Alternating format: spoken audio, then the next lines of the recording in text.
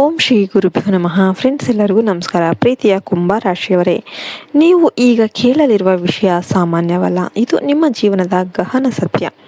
ನೀವು ಇಷ್ಟು ವರ್ಷಗಳಿಂದ ಅನುಭವಿಸುತ್ತಿರುವ ಅದೃಷ್ಟ, ಅಸ್ಪಷ್ಟ ಒತ್ತಡ, ಅರ್ಥವಾಗದ ಭಯ, ಕಾರಣ ಇಲ್ಲದ ಕಣ್ಣೀರು, ಇವೆಲ್ಲವೂ ಒಂದು ಅಜ್ಞಾತ ಶಕ್ತಿಯ ಸೂಚನೆಗಳು.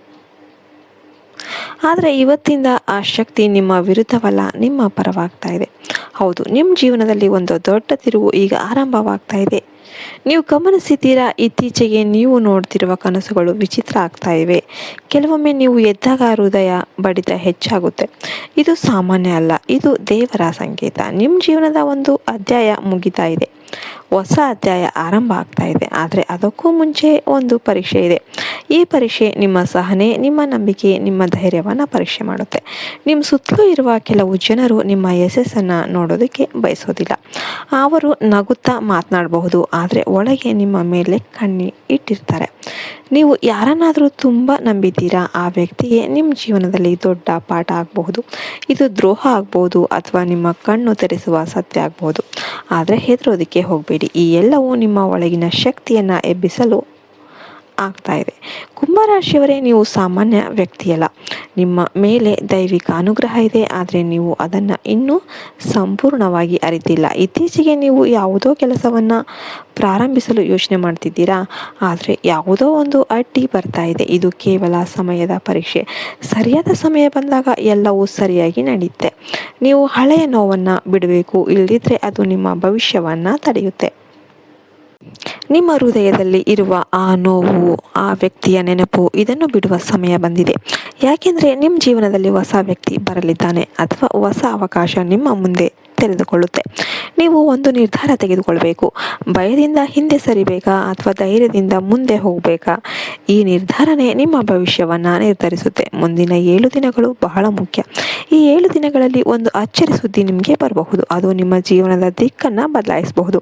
ಹಣದ ವಿಷಯದಲ್ಲಿ ನೀವು ಎಚ್ಚರಿಕೆಯಿಂದ ಇರಬೇಕು. ಯಾರನ್ನೂ ಅಂಧವಾಗಿ ನಂಬೋದಕ್ಕೆ ಹೋಗಬೇಡಿ. ಒಂದು ಸಣ್ಣ ತಪ್ಪು ದೊಡ್ಡ ನಷ್ಟಕ್ಕೆ ಕಾರಣ ಆಗಬಹುದು. ಆದರೆ ನೀವು ಜಾಗರೂಕರಾಗಿದ್ದರೆ ಒಂದು ದೊಡ್ಡ ಲಾಭವು ನಿಮ್ಮನ್ನು ಕಾಯುತ್ತೆ. ನಿಮ್ಮ ಮನೆಗೆ ಒಂದು ಶುಭ ಘಟನೆ ಸಂಭವಿಸಬಹುದು. ಅದು ಸಂತೋಷವನ್ನು ತರುತ್ತೆ.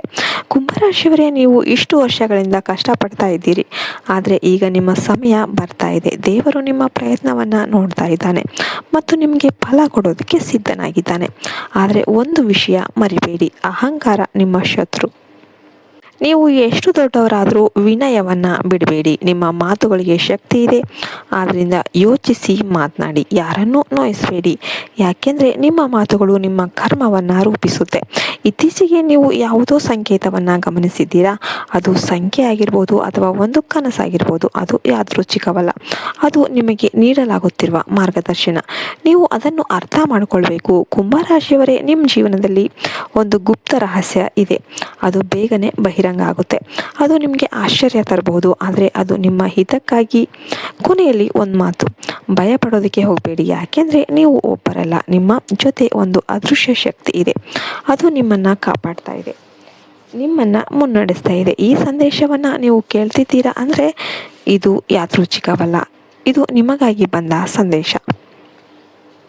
ನಿಮ್ಮ ಜೀವನದ ಬದಲಾವಣೆಯ ದ್ವಾರದಲ್ಲಿ ನಿಂತಿದೆ.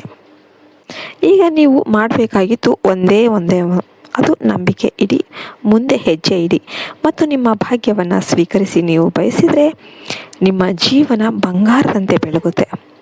ವಿಡಿಯೋ ಇಷ್ಟ ಆದರೆ ವಿಡಿಯೋಗೆ ಒಂದು ಲೈಕ್ ಕೊಟ್ಟು ಜೈ ಹನುಮತೆ ಅಂತ ಕಮೆಂಟ್ ಮಾಡಿ. ಜೈ ಹಿಂದ್, ಜೈ ಭಾರತ್ ಮಾತೆ. ಹರಿ ಓಂ ತತ್ಸತ್. ಸರ್ವೇ ಜನೋ ಸುಖಿನೋ ಭವಂತು.